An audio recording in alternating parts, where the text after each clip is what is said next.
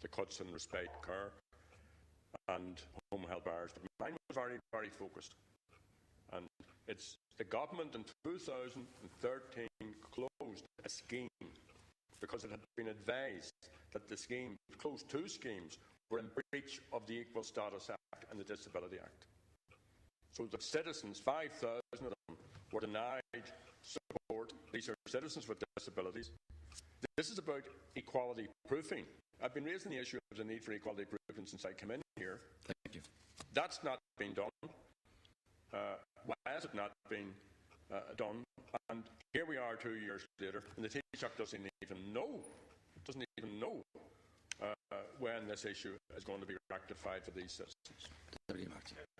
Your original or your supplementary reply to me, you said the committee met in February of 23rd or whatever, but then you subsequently said to me that the committee had been merged with the Cabinet Committee on Public Service Reform. So in essence, really, the questions have predated the merger, because what you should have said in the original reply was that the Cabinet, this new merged entity, because that is a very important issue, because that does involve a relegation of social policy at Cabinet level. And I think it's, in some respects, difficult to reconcile the idea that the Cabinet Committee on Social Policy would be in with the Cabinet Committee that's most responsible for cuts to social policy, namely the committee dealing with public service reform, which is deeper the department that directly relates to that. And I would argue, Taoiseach, that it's very clear this government lacks a strong social dimension.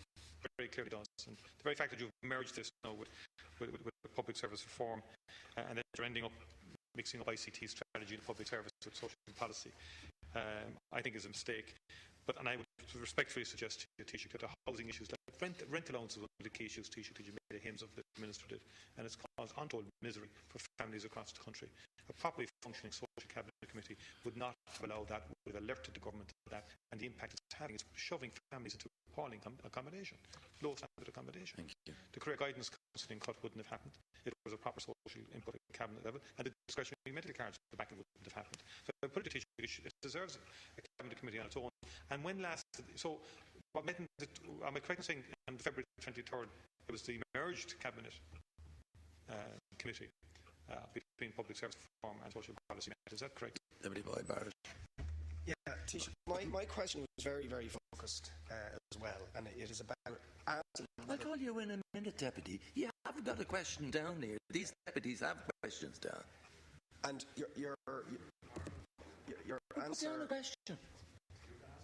Put down a question like everybody else does. Deputy Boyd Barrett. Thank you. Your answer does not give me confidence about the urgency with which your subcommittee, the Social Policy Subcommittee, is dealing with what I would suggest to you, Taoiseach, is probably